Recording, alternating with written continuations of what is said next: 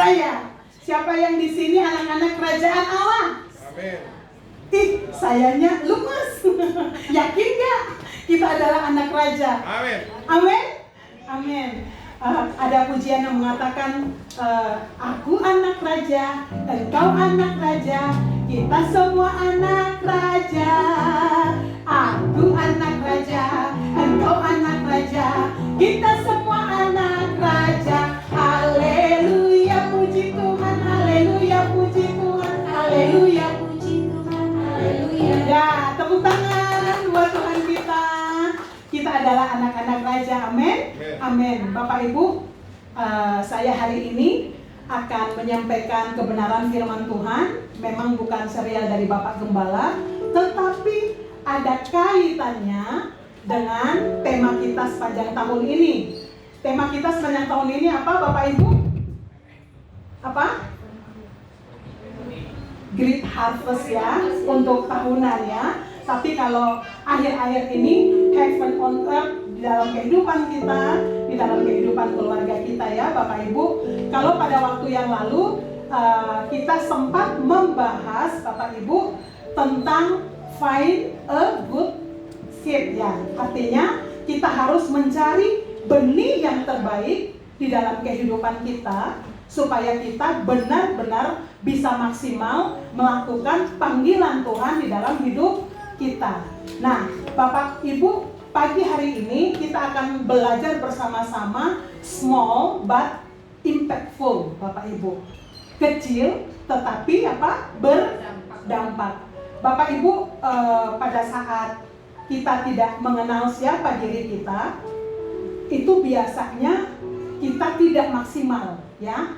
Tetapi kalau kita sadar siapa diri kita di dalam Tuhan, itu di dalam kehidupan kita sehari-hari kita akan berdampak, ya Bapak Ibu. Kayak tadi saya di awal dikatakan bahwa aku anak raja, engkau anak raja. Kalau kita sadar bahwa kita adalah anak raja, otomatis kehidupan kita, perilaku kita akan menunjukkan anak raja di dalam hidup kita. Amin. Tetapi kalau kita nggak sadar kita sebagai anak raja, otomatis apa Bapak Ibu yang terjadi adalah kita hidup seenak-enaknya ya Bapak Ibu. Nah, kita akan belajar hari ini bagaimana Bapak Ibu kita sadar siapa diri kita di dalam kehidupan kita. Kebenaran firman Tuhan di dalam Markus 4 ayat 30 sampai 32 ya Bapak Ibu. Kalau pada waktu yang lalu itu saya ingat kebenaran firman Tuhan mengingatkan kita bahwa kita adalah anak-anak kerajaan Allah. Jadi kalau kita ada di tengah-tengah dunia ini, kita tidak boleh hidup dengan cara dunia, tetapi kita harus hidup dengan standar hidup kerajaan Allah ya. Ayo kita sama-sama buka di dalam Markus 4. Kita baca dari ayat 31 dan ayat 32 ya Bapak Ibu ya.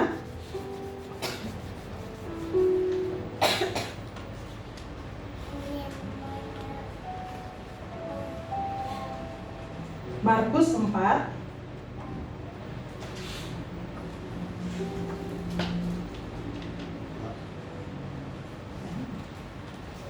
Oke, kita sama-sama belajar, kita sama-sama membaca karena hanya 2 ayat.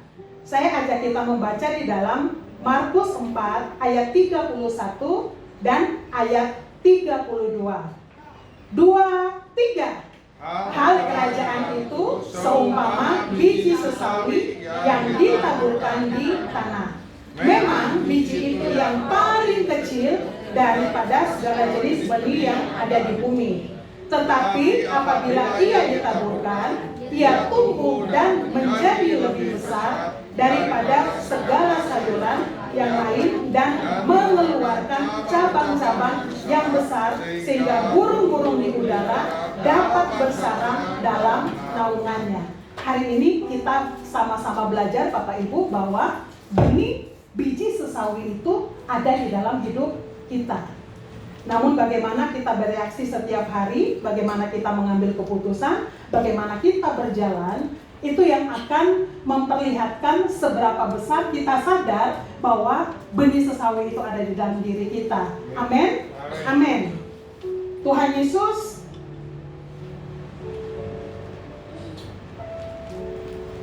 Tuhan Yesus memakai perumpamaan biji sesawi untuk menunjukkan cara kerajaan Allah.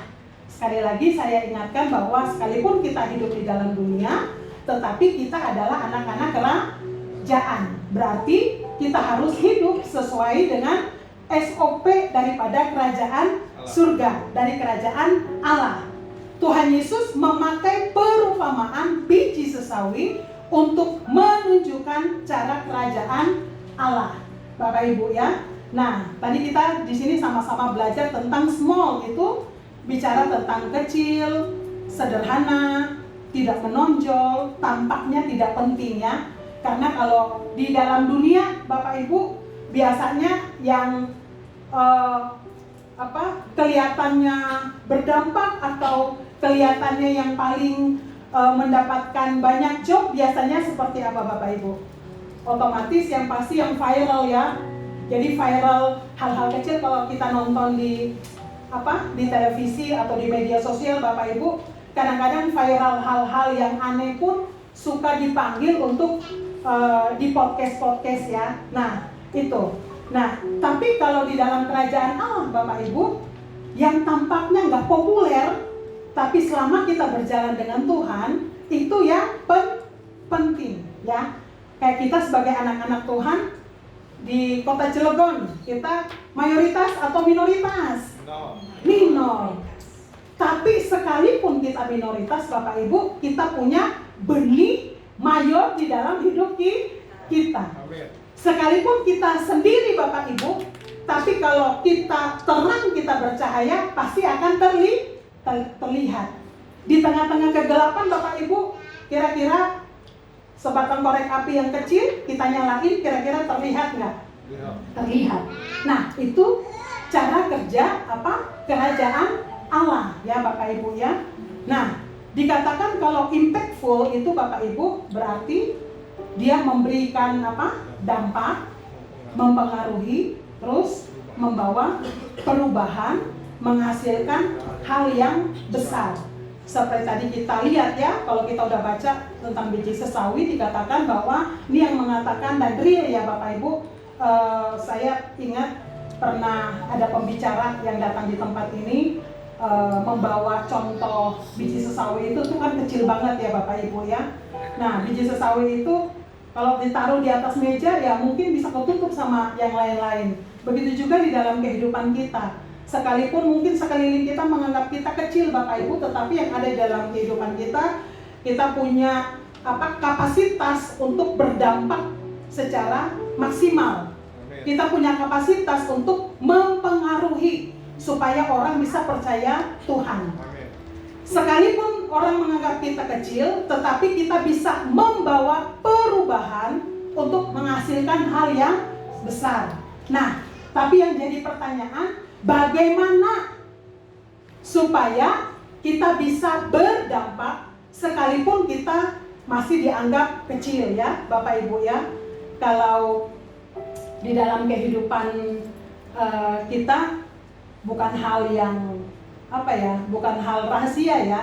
Kalau biasanya yang menonjol, yang kelihatan hebat, yang istilahnya viral, kelihatan punya banyak talenta, mungkin itu yang gampang banget tersorot ya, gampang banget terlihat Bapak Ibu. Tetapi hari ini Bapak Ibu kita mau belajar tentang prinsip kerajaan Allah. Tuhan memulai yang besar dari sesuatu yang kecil. Coba kalau Bapak Ibu saya ajak untuk kita sama-sama sharing. Yang kalau saya bilang hal kecil di dalam Alkitab, tapi Tuhan pakai untuk sesuatu yang besar. Kira-kira Pak Miming jangan jawab ya, soalnya Pak Miming udah lihat contekan. Kira-kira apa Bapak Ibu yang langsung terlintas? Kecil tapi dampaknya wow gitu. Bisa tokoh-tokoh Alkitab, bisa benda, bisa alat. Kira-kira apa yang terlintas? 5 roti dan 2 ikan. Terus apa lagi? Itu saya duduk saja sudah ya, soalnya itu udah pembahasan selanjutnya udah selesai. Apa lagi Bapak Ibu? 5 roti dan 2 ikan, betul. Apalagi? Ya, persembahan janda miskin ya. Kalau dilihat sepintas itu cuma 2 peser, tetapi Tuhan melihat pengorbanan ya. Apalagi Bapak Ibu? Wih, asik nih. Pasukan Gideon.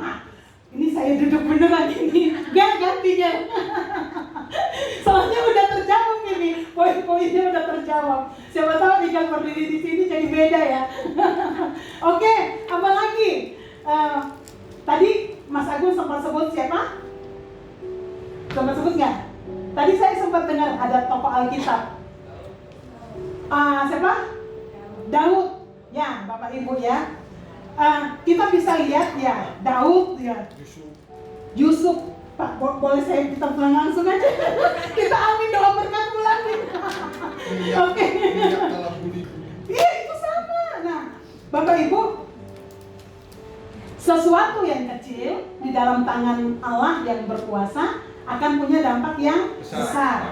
Tapi tokoh Alkitab yang Bapak Ibu sebut udah benar. Bahkan untuk penyaringan pasukan Gideon benar, persembahan benar.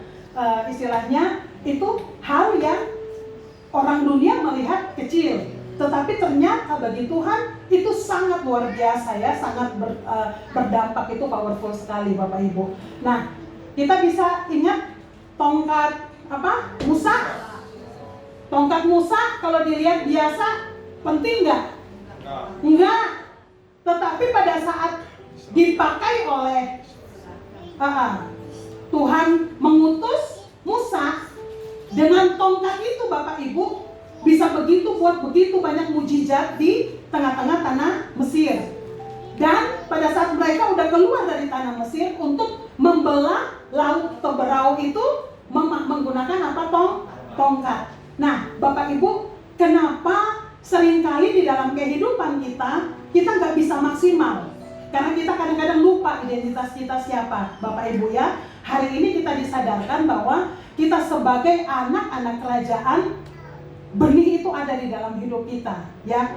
Mungkin kita rasa itu kecil, tapi hari ini kita akan belajar supaya itu menjadi maksimal. Kita belajar bersyukur, kita belajar menghargai, kita belajar untuk melihat dari cara pandangnya Tuhan, supaya kehadiran kita, keberadaan kita, panggilan Tuhan, destiny Tuhan, rencana Tuhan di dalam kehidupan kita itu bisa tergenapi secara maksimal ya. Jadi prinsip kerajaan Allah yang pertama dikatakan bahwa Tuhan memulai yang besar dari sesuatu yang kecil. Prinsip kerajaan Allah yang kedua, Tuhan memakai apa yang dunia anggap kecil untuk mengerjakan rencananya yang besar ya. Bapak Ibu, seringkali pikiran kita itu kita mengkotak-kotakan, Allah ini mah kerjaan kecil, gampang lah, kita tunda ya. Tunda sampai nanti udah mepet-mepet, baru kita bingung sendiri. Nanti kita nggak maksimal, kita bisa nyalahin sekeliling ya Bapak Ibu. Firman Tuhan katakan bahwa barang siapa setia dalam perkara-perkara kecil, ia setia juga dalam perkara-perkara besar. Bapak Ibu bisa lihat ya, itu di dalam Lukas 16 ayat 10. Bahkan dikatakan bahwa kita benar dalam perkara-perkara kecil, baru kita bisa benar dalam perkara-perkara yang besar. Ya Bapak Ibu ya, saya mengajak kita, Bapak Ibu, jangan pernah izinkan siapapun meremehkan keberadaan kita. Maksudnya meremehkan di sini bukan berarti kita butuh gila hormat atau kita minta harus dihargai, bukan. Tetapi seberapa kita menghargai siapa kita di dalam Tuhan, sebegitulah orang akan melihat Bapak Ibu. Jadi bagaimana kita mengisi hari-hari kita, bagaimana kita mempergunakan waktu kita, bagaimana kita melakukan kegiatan-kegiatan kita sehari-hari, sebenarnya itu akan menunjukkan bagaimana kita menghargai diri kita atau kita sadar siapa kita ya Bapak Ibu ya. Tadi di pertama saya katakan bahwa kalau kita adalah anak raja, otomatis cara kita hidup, cara kita bersikap sehari-hari pasti akan menunjukkan. Kenapa hari ini saya mengajak kita untuk kita mengingat bahwa siapa identitas kita di dalam Tuhan. Bapak Ibu, untuk Tuhan memberikan identitas kita sebagai anak-anak Allah itu dengan harga yang sangat mahal. Dia harus mati di atas kayu salib untuk menebus dosa kita. Pada saat kita mengingat betapa mahalnya pengorbanan Tuhan, otomatis di dalam kehidupan kita juga kita belajar untuk menghargai, ya. Orang boleh meremehkan kita karena orang merasa kita nggak punya kelebihan, kita nggak punya talenta apa-apa, Bapak Ibu. Tetapi jangan pernah kita biarkan orang meremehkan karena siapa Allah yang kita sembah, Bapak Ibu, ya. Walaupun tidak menutup mata anak-anak kita, ya, untuk mereka yang ada di sekolah-sekolah yang mungkin bukan swasta, seringkali mereka kadang diejek, tetapi kita harus tegaskan sama anak-anak kita bahwa identitas mereka itu jauh lebih berharga daripada apapun, ya. Itu ya Bapak Ibu, ya. Kalau prinsip, kita bicara tentang prinsip kerajaan Allah, saya undang untuk kita buka bersama-sama Bapak Ibu di dalam 1 Korintus 1 ayat 27 sampai dengan ayat 29. Saya membacakan, ya. Tetapi apa yang bodoh bagi dunia dipilih Allah untuk memalukan orang-orang yang berhikmat, dan apa yang lemah bagi dunia dipilih Allah untuk memalukan apa yang kuat. Dan apa yang tidak terpandang dan yang hina bagi dunia dipilih Allah, bahkan apa yang tidak berarti dipilih Allah untuk meniadakan apa yang berarti, supaya jangan ada seorang manusia pun yang memegahkan diri di hadapan Allah. Artinya Allah bisa melakukan banyak hal melalui hal-hal yang dianggap remeh, ya, hal-hal yang mungkin dianggap lemah atau dianggap bodoh, Bapak Ibu, ya. Jadi di dalam kehidupan kita, pada saat kita sadar bahwa kita punya benih benih sebagai anak-anak kerajaan di dalam kehidupan kita, sekalipun mungkin benih itu kecil, tapi kita punya peluang untuk kita bisa menjadi besar, ya Bapak Ibu. Bagaimana kita akan belajar bersama-sama bagaimana supaya hal kecil bisa berdampak. Yang pertama, di dalam ayat 31 dikatakan bahwa biji sesawi paling, balik aja nggak apa-apa ke slide. Biji sesawi paling kecil, ya. Tadi Bapak Ibu di atas saya katakan bahwa kita sedang belajar tentang prinsip kerajaan Allah, ya. Bicara tentang prinsip kerajaan Allah ini, Bapak Ibu, bagaimana supaya biji sesawi yang kecil ini bisa bertumbuh menjadi besar. Cara kita memandang itu yang harus kita ubah.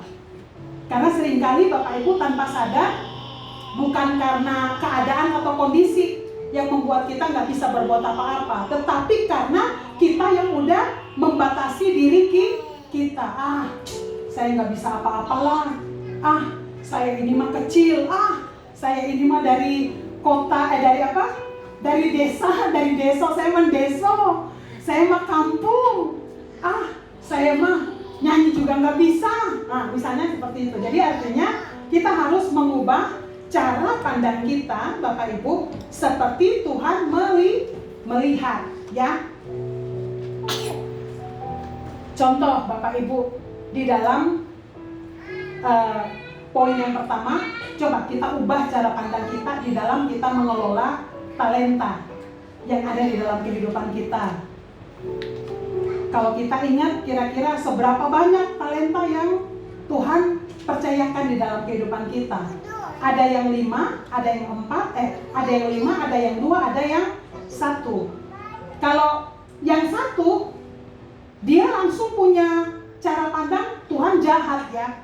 Yang lain bisa dikasih banyak, tapi saya cuma 1. Jadi akhirnya pada saat dia punya cara pandang jelek terhadap Tuhan, endingnya dia ngapain?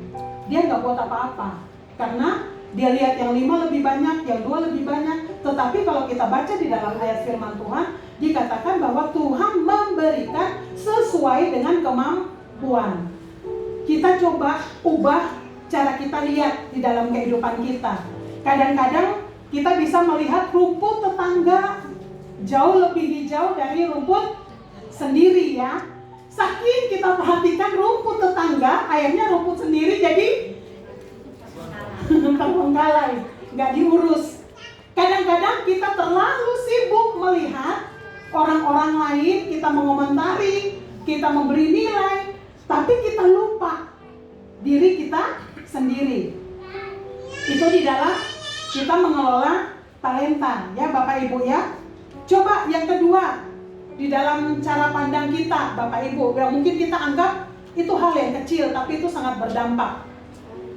Ujian ya Bapak Ibu, waktu Musa memimpin bangsa Israel dari Mesir menuju ke tanah Kanaan, pada saat di Mara dan Meriba, Tuhan katakan bahwa dia tunjuk tongkat supaya batu mengeluarkan air. Tetapi karena dia marah, karena bangsa Israel marah-marahin dia, akhirnya dia ikut marah. Dan yang dia lakukan apa Bapak Ibu? Batu itu dia pukul 2 kali. Itu sebenarnya kecil apa besar sih? Kalau kita lihat-lihat, kecil. Bahkan saya bisa ngerasa ya, kalau kita jadi pemimpin, kita udah buat yang terbaik, diomelin, dimarahin, rasanya tuh yang itu gitu. Maksudnya kalau kita pikir secara manusia, sebenarnya apa? Sebenarnya itu hal yang biasa, hal yang manusiawi ya Bapak Ibu. Tapi dalam cara pandang kerajaan Allah, hal yang kecil itu tidak bisa dikompromi. Supaya kita bisa Bapak Ibu, seed yang ada di dalam hidup kita, benih yang ada di dalam hidup kita itu bisa berkembang untuk Tuhan pakai kita bisa memberkati banyak orang. Kita coba belajar untuk ubah cara berpikir di dalam hidup kita. Hal-hal yang dunia anggap biasa, jangan sampai itu kita sudah sangat mendukakan hati Tuhan ya. Tentang ujian, bicara tentang ketaatan, kelihatannya kecil, tapi ternyata Tuhan gak mau. Itu bicara juga tentang apa? Dosa Bapak Ibu. Seringkali orang jatuh kerikil besar apa kerikil kecil? Yang kecil Bapak Ibu. Kalau kerikil yang besar udah tahu nih, kelihatan bahaya ya. Jadi otomatis kadang kita bergeser atau kita pinggir ya. Tapi kalau kayak dosa-dosa kecil, kita duduk sama teman-teman kita, wih lihat nih ada tontonan bagus, mungkin cuma selintas lewat yang pakai baju agak kurang-kurang misalnya ya. Ya mungkin kita nganggap itu selintas, tapi kita bikin jadi penasaran. Ya kita di rumah atau kita di kos gak ada orang, kita mulai tuh searching Bapak Ibu. Nah itu yang nanti akan mengikat kita, dan itu kita nggak bisa terlepas Bapak Ibu. Biasakan Bapak Ibu, jangan biasakan hal-hal kecil yang dianggap biasa oleh dunia kita lakukan, karena itu bisa menjerat kita, bisa mengikat kita untuk kita keluar daripada apa yang Tuhan mau kerjakan melalui kehidupan kita Bapak Ibu. Ngapain lu ke gereja-gereja terus? Udah sekali-sekali mah, udah izin dulu, off dulu, alasan apa dulu kek, padahal jadwal udah dari jauh-jauh hari.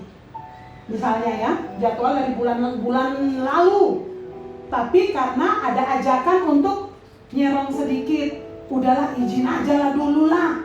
Itu Bapak, itu ya kakak-kakak, adik-adik, Bapak Ibu, itu kita lihat sebenarnya kecil.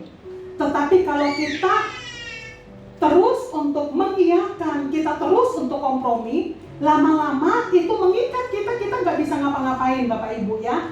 Jangan seperti Samson. Jadi Samson itu menurut saya dia mencobai Tuhan, yang akhirnya harusnya dia benar-benar jadi luar biasa, dia mati karena dia terikat. Nah itu cara pandang kita yang kelihatannya hal-hal kecil, tetapi kalau kita kompromi, itu akan membuat benih di dalam hidup kita itu menjadi mati. Benih itu nggak akan bisa bertumbuh, ya. Itu. Terus cara pandang kita di dalam kita mengelola istilahnya tanggung jawab yang Tuhan percayakan di dalam hidup kita. Kadang-kadang Bapak Ibu, mungkin kita marah terhadap, mungkin ini misalnya di dalam pekerjaan, kita marah terhadap pimpinan yang ada di dalam pekerjaan kita, tetapi kita jadinya malas-malesan untuk melakukan tanggung jawab kita. Itu hal yang kita anggap mungkin biasa Bapak Ibu, karena manusiawi lah, saya marah, saya emosi. Nah, sebenarnya kita punya peluang untuk, mungkin dari sisi jabatan kita mungkin akan jauh lebih tinggi ya untuk ke depan. Tetapi karena kitanya nggak taat, kitanya istilahnya nggak melakukan bagian kita secara maksimal, itu bisa berlalu dari kita, promosinya bisa berlalu dari kita. Artinya Bapak Ibu, benih itu yang ada di dalam kehidupan kita, percayalah bahwa firman Tuhan mengatakan Tuhan akan mengangkat kita menjadi kepala dan bukan menjadi ekor. Mengangkat kita menjadi kepala Bapak Ibu, bukan berarti kita semua akan jadi presiden atau pemimpin-pemimpin yang hebat, bukan. Tetapi Tuhan mengangkat kita menjadi kepala, posisi kita lebih tinggi dari yang lain, supaya orang melihat siapa Tuhan yang kita sembah. Bapak Ibu, pada saat kita kompromi dengan hal-hal kecil yang kita anggap cara pandang dunia itu biasa, Bapak Ibu, sebenarnya itu kita sedang mematikan benih kerajaan Allah yang ada di dalam hidup kita, ya Bapak Ibu ya. Itu. Jadi cara pandang dunia dengan cara pandang kerajaan itu sangat berbeda. Kalau dunia anggap hal-hal kecil atau kecil nggak kepake lah, tetapi dalam kerajaan Allah, dari yang kecil itu di tangan Tuhan, itu Tuhan bisa lakukan yang luar biasa di dalam kehidupan kita. Amin, amin.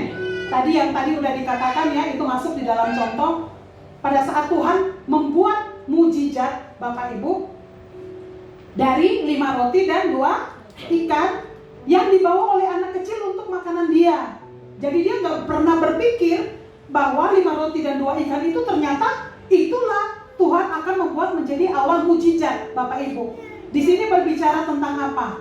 Keseharian kita, apa yang kita lakukan, Bapak Ibu, kita ngerasa itu rutinitas. Tetapi kalau kita lakukan dengan sungguh-sungguh rutinitas kita lakukan dengan kita sadar sesadar-sadarnya bahwa kita adalah anak-anak kerajaan, sebenarnya kita sedang membangun kualitas hidup yang sungguh luar biasa, yang seperti biji sawi. Makanya untuk anak-anak muda yang ada di tempat ini, adik-adik KMil yang luar biasa, kalian punya kapasitas, kalian punya untuk yang saat sekarang ya, istilahnya pada saat kita muda dulu kan beda. Tapi anak-anak muda sekarang ini sebenarnya mereka punya banyak semacam didukung banget tuh dari yang sekarang ya, dengan perkembangan zaman. Mereka tuh sangat didukung untuk mereka bisa pintar, mereka bisa hebat, mereka bisa luar biasa. Tetapi jangan lupa bahwa kalau kita pintar dan hebat tanpa kita punya karakter yang bagus, sebenarnya ujung-ujungnya juga kita nggak akan kepake, Bapak Ibu ya. Kayak tadi yang sempat disebut oleh Bu Hera, itu ada di dalam poin yang kedua ya, Bapak Ibu, tentang biji sesawi ditaburkan itu dia butuh waktu untuk bertumbuh, dia butuh waktu untuk berproses ya, Bapak Ibu ya. Saya ingat proses pemilihan untuk pasukan Gideon yang 300. Dia pertama dari 32.000, Tuhan bilang sama Gideon, terlalu banyak, karena Tuhan gak mau nanti dengan 32.000 terus mereka menang, terus mereka karena kita banyak, kita yang hebat. Tuhan gak mau. Jadi akhirnya dari 32.000, lihat penyaringan yang pertama dikatakan untuk pasukan 300 ya. Dari sini kita bisa lihat bahwa kita bisa tersaring atau enggak, itu semua ada cara Tuhan. Gideon bilang, yang takut pulang sono. Takut. Bapak Ibu kalau bicara tentang takut itu sebenarnya bicara tentang apa sih? Bicara tentang seberapa besar kita percaya bahwa Tuhan akan tolong, ya. Akhirnya dari 32.000 yang pulang berapa banyak? 22.000. Kakak sekolah minggu, suara yang kenceng gitu ya. 22.000 Kak gitu. Oke, jadi dari 22.000 sisa berarti 10.000. Tapi ternyata Tuhan juga bilang, 10.000 juga terlalu banyak. Penyaringan yang kedua, ini hal sepele Bapak Ibu, hal kecil. Tetapi hari ini kita diingatkan cara pandang kerajaan Allah, prinsip kerajaan Allah, kita nggak boleh kompromi, ya. Jadi dikatakan bahwa, sekarang penyaringannya, saya nggak kebayang waktu itu ya. Gideon, Tuhan bilang coba suruh minum air. Mungkin Gideon juga bingung kali ini, Tuhan lagi main lucu-lucuan kayaknya ya. Suruh minum air ini maksudnya bagaimana? Nah, pada saat 10.000 orang itu turun untuk minum air, terus Tuhan suruh pisahkan. Yang jinak dengan lidah. Kita kebayang ya, kalau anjing itu, dia kan haus banget, gitu. Itu berarti pada saat dia taruh julur lidahnya, udah kebayang semua itunya di situ ya, Bapak Ibu. Disuruh pisahin. Terus yang minum air dengan taruh tangan, terus minumnya seperti ini, suruh pisahin. Saya percaya Gideon pun lagi gak paham dengan penyaringan Tuhan itu tuh, Gideon lagi gak paham. Akhirnya yang dapat, yang memasukkan tangan dengan minum pakai tangan totalnya cuma 300. Yang minum pakai lidah itu ternyata 9.700, dan Tuhan bilang kamu pergi berperang dengan yang 300. Di sini kita lihat, bukan berarti kita udah percaya Tuhan terus otomatis kita terpilih. No. Belajar kita. Belajar kita. Kita ikut Tuhan, kita pun tetap dalam kehidupan kita tetap ada proses yang harus kita lewati. Bicara tentang tangan bawa ke air itu bicara tentang apa sih Bapak Ibu? Bicara tentang karakter, bicara tentang etika Bapak Ibu. Tadi Kak Emil udah sempat spill di awal bahwa karakter kita itu yang akan memisahkan, akan membedakan kita dengan yang lain. Terkadang pada saat kita marah, terkadang pada saat kita gak sesuai dengan harapan kita, kadang-kadang kita melakukan hal-hal yang kita anggap gak apa-apa lah, manusiawi lah. Kayak kita mungkin di dalam pekerjaan ya, kira-kira kalau saya tanya, lebih butuh yang berkarakter atau yang pintar? Pak Miming aja, Pak Miming kan punya kantor kan? Kira-kira mau yang mana? Yang berkarakter tapi nggak bodoh-bodoh banget. Ya. Berkarakter tapi nggak bodoh-bodoh banget. Ingat, kita memang sebagai anak-anak Tuhan juga harus memperlengkapi diri, banyak belajar supaya kita juga bisa pintar. Tetapi bukan cuma kita stop sampai di situ ya. Ada hal yang penting, ada penyaringan-penyaringan yang harus kita sadar di dalam hidup kita, yaitu apa? Karakter. Ya, saya tuh kadang-kadang misalnya berurusan dengan orang-orang yang dia sedang ada di dalam jam kerja. Waktu kita WA hal yang penting dia nggak balas, itu nggak apa-apa banget. Kenapa? Karena dia sedang dalam kerjaan. Saya pun sama. Saya lagi jam kerjaan, mau WA, mau telepon, orang gereja ntar dulu ya, gitu. Itu maksudnya kita prioritas, belajar prioritas ya. Tetapi jangan sampai orang udah telepon kita lebih dari 1 kali, telepon 2 kali itu intinya penting ya. Nah, orang udah telepon kita lebih dari 2 kali, orang udah WA kita lagi buka media sosial, tapi kita nggak peduli. Belajar etika, itu hal kecil. Tetapi kalau kalian pada saat jam kerja, bosnya lagi butuh, terus kalian lama jawab dengan mungkin kalian pintar.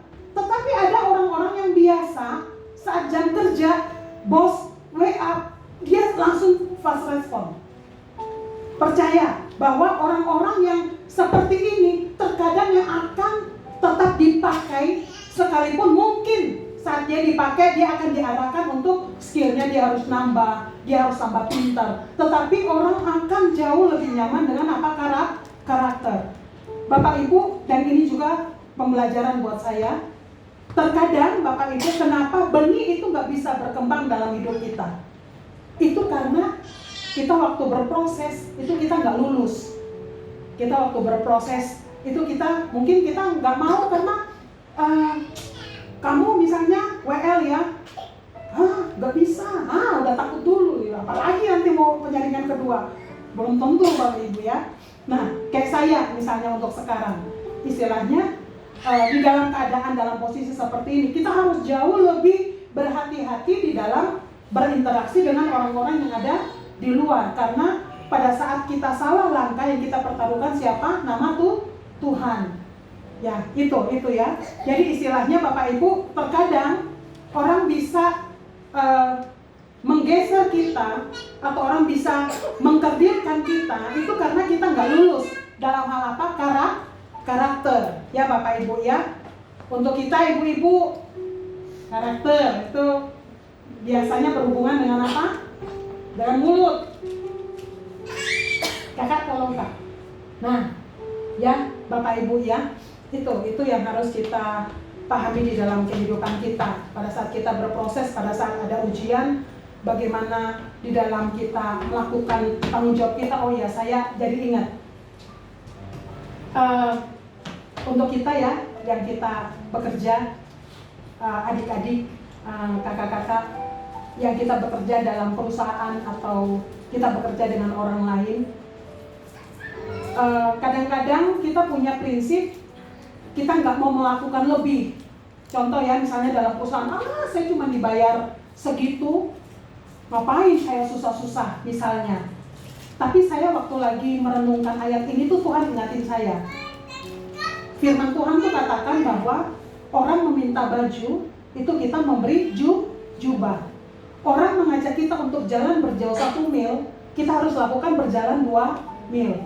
Artinya Bapak Ibu, di dalam hidup kita berdosa pada saat perusahaan membayar kita dan effort yang kita kasih tidak sebesar yang dikasih oleh perusahaan tersebut.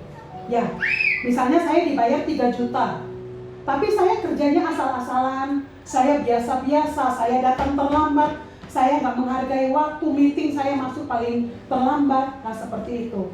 Jadi artinya adik-adik, semua kita yang ada di tempat ini, coba, kalau dunia, ngapain? Ya lu bayar gua segitu ya segitulah.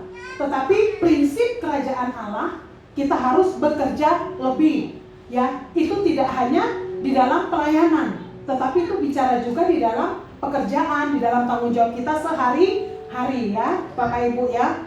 Kalau di dalam pelayanan, kalau kita hitung-hitungan, kita disebut sebagai hamba uang ya.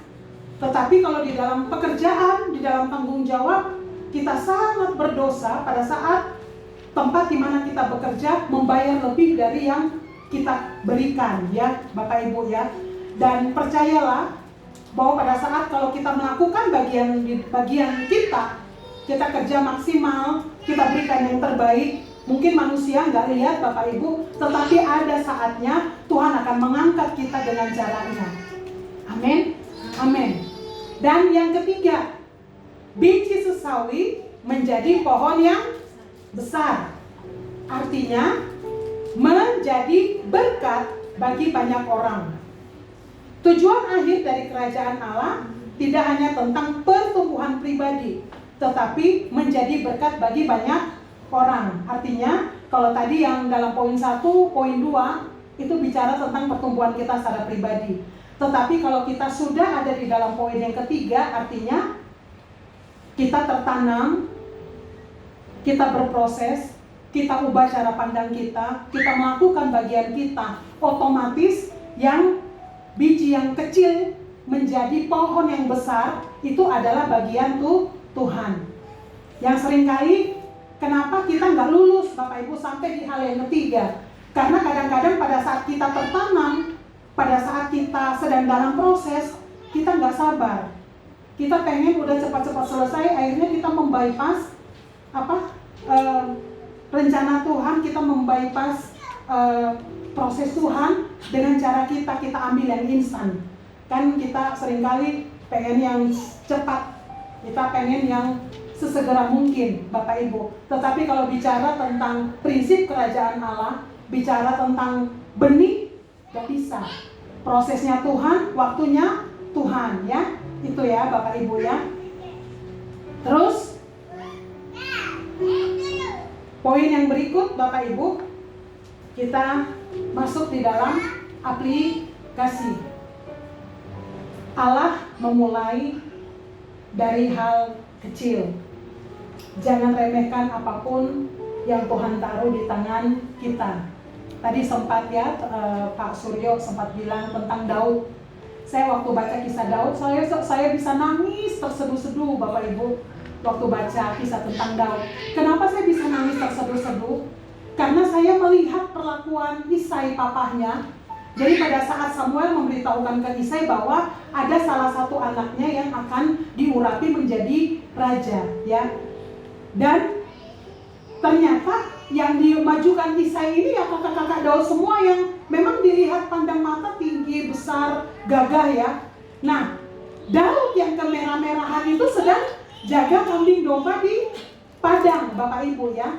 Tetapi waktu saya baca itu, kenapa saya menangis tuh? Karena saya ngerasa gini, biasanya orang tua itu berdiri paling di depan untuk bela anak atau paling promosiin anak lah ya. Tapi kan Isai nggak kayak gitu terhadap Daud, Bapak Ibu ya. Nah, jadi pada saat semua udah lewat, Samuel bilang, apakah masih ada anak yang lain? Baru dia ingat, oh iya masih ada satu, bentar panggil dulu Daud.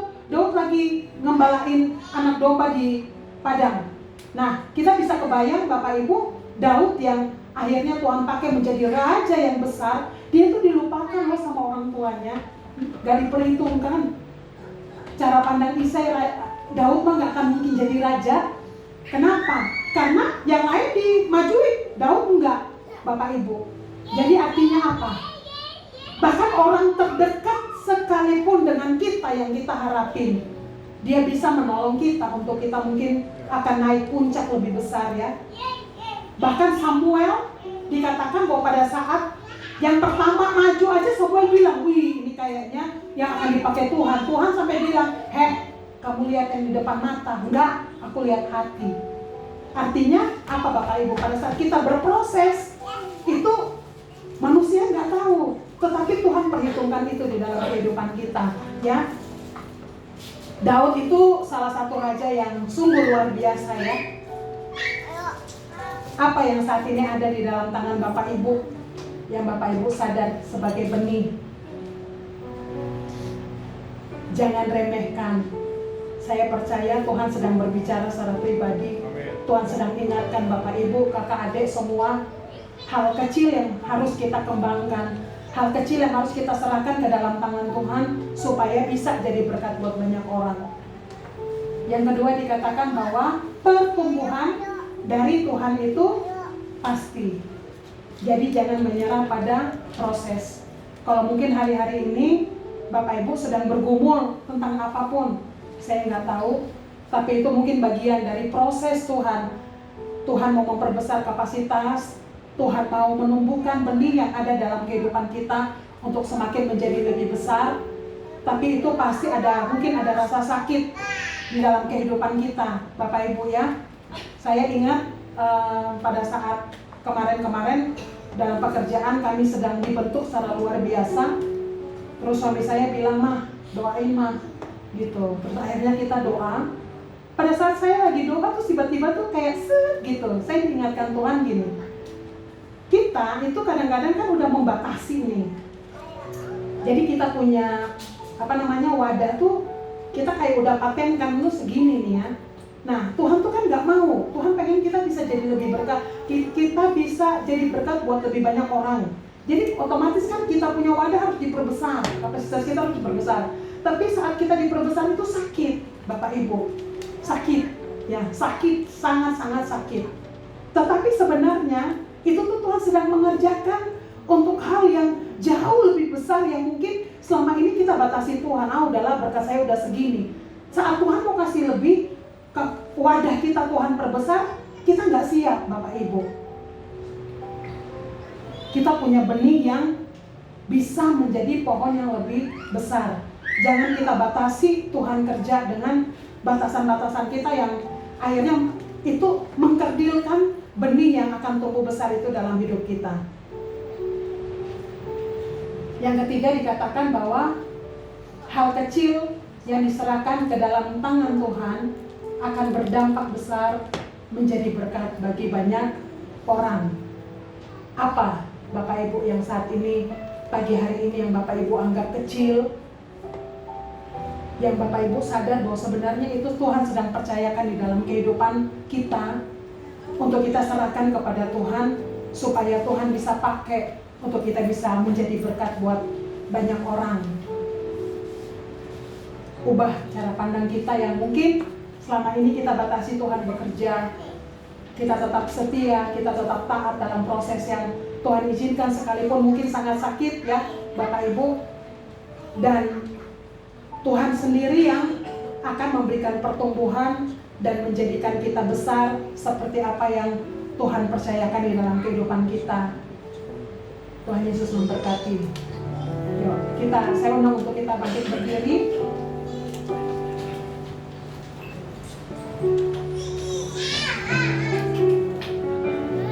Kalau kita ada sampai saat ini, Bapak Ibu, itu karena kesetiaan Tuhan di dalam kehidupan kita.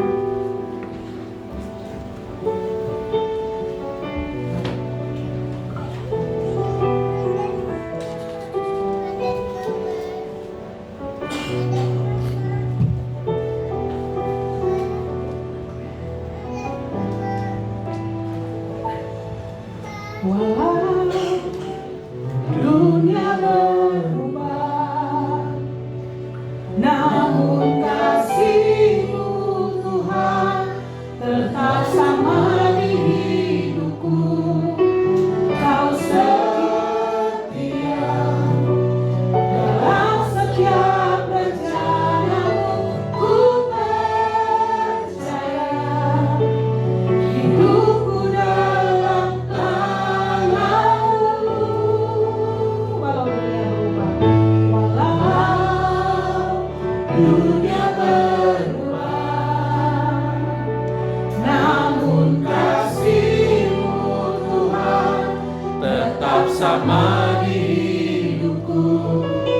Kau setia dalam setiap rencana-Mu, ku percaya hidupku dalam tangan-Mu. Sampai detik ini ku melihat penyertaan